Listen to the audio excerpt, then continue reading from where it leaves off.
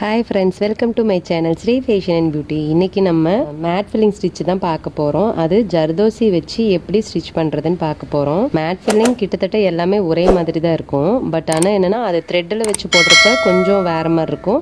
ஜர்தோசியில வைக்கிறப்ப கொஞ்சம் டிஃபரெண்ட் இருக்கும். அவ்வளவுதான். இப்போ நம்ம வந்து த்ரெட் வச்சு போடுறோம் அப்படின்னா பேஸ்ல வந்துட்டு நம்ம ஜர்தோசியும் கொடுக்கலாம், இல்ல பைப்பிங் த்ரெட்டும் கொடுக்கலாம் எம்போஸா போடுறதுக்கு. ஆனா ஜர்தோசி வச்சு போடுறப்ப கண்டிப்பா அடியில வந்துட்டு ஜர்தோசி மட்டும்தான் கொடுக்கணும். ஏன் அப்படின்னா நம்ம த்ரெட்ல போடுறப்ப அடியில் இருக்கிற பேஸே தெரியாது, ஃபுல்லா கவர் ஆகி வந்துடும். ஆனா ஜர்தோசி பொறுத்த வரைக்கும் அடியில் இருக்கிற பேஸ் தெரியும், அதுக்கு மேல ஓவர்லாப் ஆகி வர மாதிரி தான் போடுவோம். அதனால கண்டிப்பா அடியில வந்துட்டு ஜர்தோசி தான் கொடுக்கணும். முடிஞ்ச அளவுக்கு நம்ம மேல என்ன ஜர்தோசி டிசைன் பண்றோமோ அதே ஜர்தோசியை அடியில கொடுத்தா இன்னும் அழகா இருக்கும். அந்த வித்தியாசம் தெரியாதுன்னு வச்சுக்கோங்களேன். ஸோ அதுக்காக தான். ஓகேங்க, இன்னைக்கு வந்துட்டு இந்த ஸ்டிச் எப்படி போடலாம்னு சொல்லிட்டு பாத்துடலாங்களா?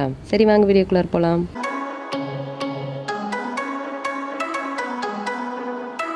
நான் பாருங்க இப்போ ஒரு ஸ்கொயர் போட்டு வச்சிருக்கேன். இதுக்குள்ள தான் நம்ம வந்துட்டு ஸ்டிச் பண்ண போறோம். இப்போ பேஸுக்கு வந்துட்டு நம்ம ஜர்தோசி தான் கொடுக்குறோம் இல்லைங்களா? இப்போ நான் வந்து இந்த ஜர்தோசி எடுத்திருக்கேன். இது பார்த்தீங்கன்னா கொஞ்சம் பூவா இருக்கிற மாதிரி இருக்கு. அது ரொம்ப ஷைனிங்கா இல்லாம பூவா இருக்கிற மாதிரி இருக்கும். இது பார்த்தீங்கன்னா ஷைனிங் ஜர்தோசி, ரொம்ப குட்டியா சின்னதா இருக்கு பார்த்தீங்களா? இது வந்து ஷைனிங் ஜர்தோசி. நம்ம எதுல வேணாலும் போட்டுக்கலாம். ஸோ உங்களுக்கு வந்து நான் இன்னைக்கு இதுலயே போட்டு காட்டுறேன். இது வந்து கொஞ்சம் ஸ்டிச் பண்றதுக்கு ஈஸியா இருக்கும். அதாவது கொஞ்சம் ஹோல்ஸ் பெருசா இருக்கும், ஸ்டிச் பண்றதுக்கு ஈஸியா இருக்கும். ஸோ உங்களுக்கு ஈஸியா புரியும் பார்க்கறதுக்கு.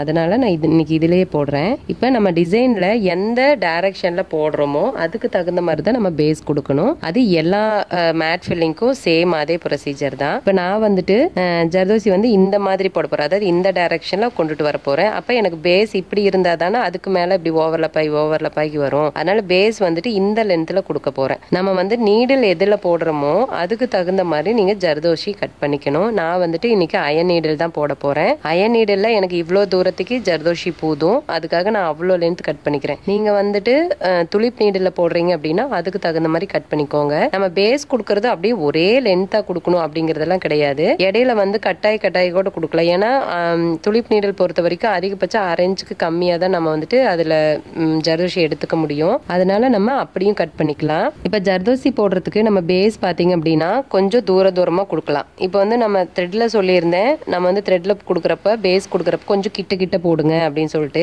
இது வந்து ஜர்தோசிக்கு வந்துட்டு நம்ம ரொம்ப கிட்ட போட வேண்டாம். ஏன்னா ரொம்ப கிட்ட வந்துட்டு அந்த லைன் கொடுத்தோம் அப்படின்னா மேல ஓவர்லாப் ஆகி வருது இல்லைங்களா? அந்த ஜர்தோசி வந்து ரொம்ப குட்டியா இருக்கும். அப்பதான் வந்து கரெக்டா இருக்கும். அது வந்து நல்லா இருக்காது, ஒரு மாதிரி கச்சன்னு தெரியற மாதிரி இருக்கும். பாருங்க நான் எப்படி கொடுக்குறேன்னு சொல்லிட்டு. இப்ப நான் இங்க இருந்து ஸ்டார்ட் பண்றேன். ஏன்னா இப்ப இங்க இருந்து அதுக்கு மேல இப்படி ஓவர்லாப் ஆகி வர மாதிரி இருக்கும். ஸோ நான் இந்த இடத்துல ஜர்தோசி கொடுக்கறதுக்கு ஸ்டார்ட் பண்றேன். எடுத்துட்டு இப்ப ஜர்தோசி எடுத்துக்கலாம். எனக்கு பாருங்க இவ்வளவு தூரம் இதுல போகுது, அதனால நான் இப்படி எடுக்கிறேன். இங்க துளிப் நீடலா இருந்தா கொஞ்சமா கூட எடுத்துக்கலாம். இதுக்கு வந்துட்டு ஜர்தோசிய நம்ம குட்டியா இடையில ஸ்டிச் பண்ணணுமா அப்படின்னா தேவையில்லை. ஏன்னா இதுக்கு மேல நம்ம வந்து ஸ்டிச் பண்ண போறதுனால அதே லென்த், அதாவது ஒரே லென்த்துக்கு அப்படியே ஸ்டிச் பண்ணா போதும். இல்லைனாலும் இடையிலேயே ஸ்டிச் பண்ணிக்கலாம், அது ஒன்றும் பிரச்சனை கிடையாது. அடுத்தது இந்த கேப்புக்கு எவ்வளவு தேவைப்படுமோ அந்த இதை வந்து நம்ம போட்டுக்கலாம். குத்திட்டு இங்க வந்து எண்ணாட் போட்டுக்கலாம். ஏன்னா இந்த ஓரத்துல வந்துட்டு நம்மளுக்கு வந்து ஜர்தோசி வராது. இப்ப அந்த வந்து அதாவது அந்த நூல் வந்து தெரியும். ஸோ அதனால நம்ம இந்த இடத்துல எண்ணாட் போட்டுக்கலாம். இப்போ அடுத்தது கொஞ்சம் கேப் விட்டு குத்துறேன்.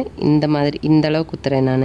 அதாவது கரெக்டாக பார்த்துங்க, இப்படி கிராஸும் போயிடக்கூடாது, இப்படி தள்ளியும் போயிடக்கூடாது. ஓரளவுக்கு கரெக்டாக வந்துச்சுன்னா அந்த மேலே போடுற ஓவர்லாப் டிசைன் வந்து அழகா வரும். அதனால முடிஞ்ச அளவுக்கு கொஞ்சம் நேராக போட்டுக்கோங்க.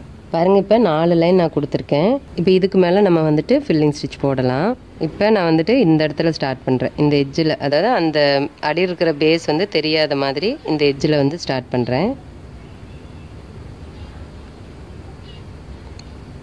பக்கத்தில் ஒரு குட்டியை லாக் போட்டுட்டு அப்புறமா கொஞ்சம் தள்ளி, அதாவது ஒட்டி போடக்கூடாது. இதில் இந்த சென்டரில் கொஞ்சோண்டு இந்த பேஸில் இருக்கிற ஜர்தோசி தெரியணும், அப்படிதான் நம்ம போட போகிறோம். ஸோ அதனால் ரொம்ப ஒட்டி போடக்கூடாது. அதே சமயம் ரொம்ப கேப்பும் தேவையில்லை. ஒரு ஜர்தோசி போடுற அளவுக்கு கேப் விட்டால் போதும். இப்போ பாருங்கள் நான் இந்த அளவுக்கு போடுறேன். போட்டுட்டு மேலே இந்த நூலை அப்படியே கொண்டுட்டு போய்க்கலாம். மேலே கொண்டுட்டு போயிட்டு ஒரு குட்டி லாக்கு. இந்த இடத்துல பொண்ணுக்கு எண்ணாட் போட தேவையில்ல. அடுத்தது ஒரு ஜர்தோசி எடுத்துக்கிறோம். எடுத்துட்டு இதுக்கு மேலே ஓவர்லாப் ஆகி வர மாதிரி போடணும்.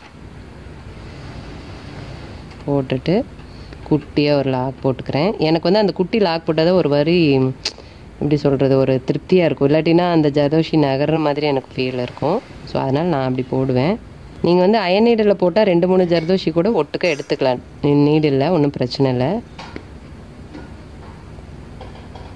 போட்டுட்டு குட்டி ஒரு லாக் போட்டுட்டு அப்புறம் கொஞ்சம் கேப் தள்ளி அப்புறம் மேலே குட்டி லாக்கு. ஸோ இதே மாதிரி தான் நம்ம ஃபஸ்ட் லைன் ஃபுல்லாக முடிக்க போகிறோம்.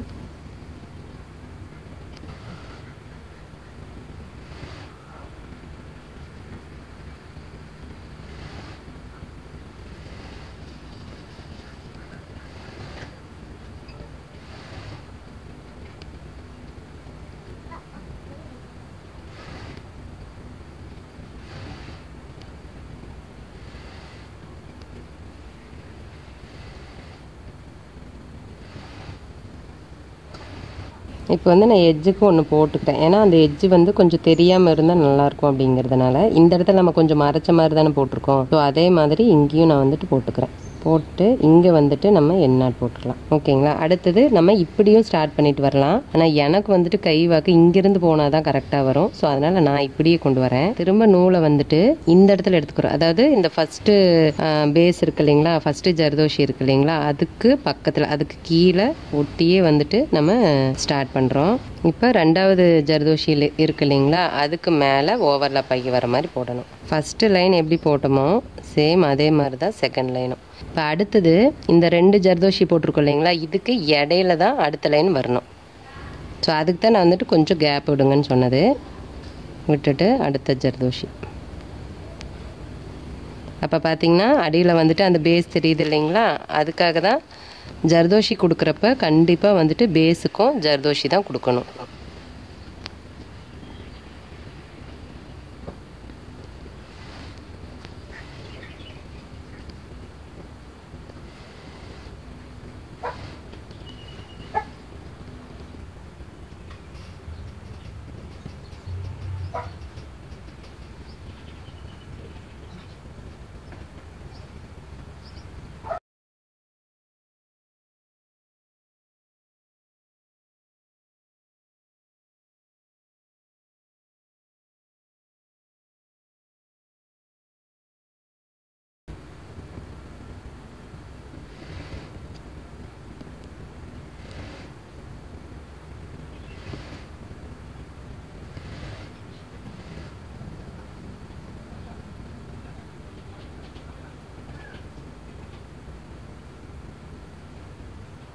இப்போ இங்கேருந்து ஸ்டார்ட் பண்ண போகிறோம். இதை விட்டுறலாம், ஏன்னா இதுக்கு அடுத்தது இது இங்கே வர மாதிரி இருக்கணும். ஸோ அதனால் இந்த எட்ஜில் வேண்டாம், நம்ம இங்கேருந்து ஸ்டார்ட் பண்ணிக்கலாம்.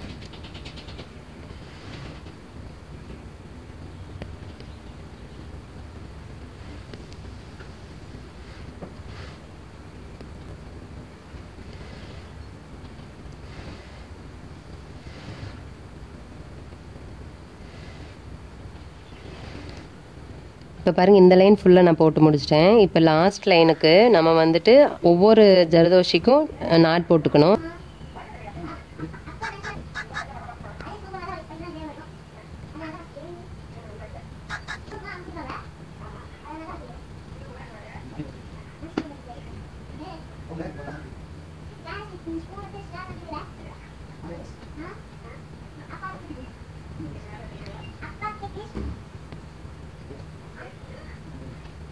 இப்போ பாருங்கள், ஒவ்வொரு எண்டுக்கும் வந்துட்டு நாட் போட்டு முடிச்சிட்டோம். ஏன்னா கண்டிப்பாக இப்படி கொண்டுட்டு போனால் இந்த இடத்துல அந்த த்ரெட்டு தெரியும் இல்லைங்களா, ஸோ அசிங்கமாக தெரியும். இப்போ இதுக்கு வந்துட்டு நம்ம அவுட்லைன் கொடுக்கலாம். மேக்ஸிமம் வந்துட்டு ஜர்தோஷி போடுறப்ப அவுட்லைன் வந்துட்டு பீடில் கொடுத்தாலோ இல்லை ஜர்தோஷியில் கொடுத்தாலோ இன்னும் சூப்பராக தெரியும். நம்ம வந்து த்ரெட்லேயும் கொடுத்துக்கலாம், த்ரெட்டில் கொடுக்கக்கூடாதனால எதுவுமே கிடையாது. ஏன்னா இது வந்து எம்போஸாக இருக்கிறதுனால நம்ம த்ரெட்டு கொடுத்தோம் அப்படின்னா அது ஃப்ளாட்டாக தானே இருக்கும். ஸோ அது ஒரு மாதிரி இருக்கும். அதனால் நம்ம பீடு வச்சு கொடுத்தோன்னா இன்னும் சூப்பராக இருக்கும். பாருங்கள், இப்போ வந்து நான் பீடு வச்சு அவுட்லைன் கொடுத்துட்டேன். இப்போ பார்த்தீங்களா எப்படி இருக்குன்னு சொல்லிட்டு ரொம்ப க்யூட்டாக அழகாக இருக்குது இல்லைங்களா, எம்போஸாக தெரியுது. ஓகேங்க, இதே மாதிரி நீங்களும் கண்டிப்பாக ஸ்டிச் பண்ணி பாருங்கள். ஓகேங்க, கண்டிப்பாக வந்துட்டு இன்றைக்கி கிளாஸ் உங்களுக்கு ரொம்ப யூஸ்ஃபுல்லாக இருக்குன்னு நம்புகிறேன். ஜர்தோஷி வச்சு எப்படி வந்து மேட் ஃபில்லிங் போடலாம் அப்படின்னு சொல்லிட்டு நீங்கள் கண்டிப்பாக வந்து தெரிஞ்சிருப்பீங்க. ஓகேங்க, இந்த வீடியோ பிடிச்சிருந்துச்சுன்னா வீடியோ லைக் பண்ணுங்கள், உங்கள் ஃப்ரெண்ட்ஸ்க்கெலாம் ஷேர் பண்ணுங்கள். உங்களோட கமெண்ட்ஸ் எதுவாக இருந்தாலும் கமெண்ட் பாக்ஸில் தெரிவிங்க. என்னோட வீடியோஸ் எல்லாம் உங்களுக்கு ரொம்ப பிடிச்சிருந்துச்சுன்னா என்னோட வீடியோஸ் பார்த்து நீங்கள் நிறைய விஷயம் கற்றுக்கணும்னு ஆசைப்பட்டீங்க அப்படின்னா சேனலை சப்ஸ்கிரைப் பண்ணிக்கோங்க. ஓகே ஃப்ரெண்ட்ஸ், இந்த வீடியோ இதோட முடியுது. நான் இன்னொரு வீடியோவில் உங்களை மீட் பண்ணுறேன். பாய், தேங்க்யூ.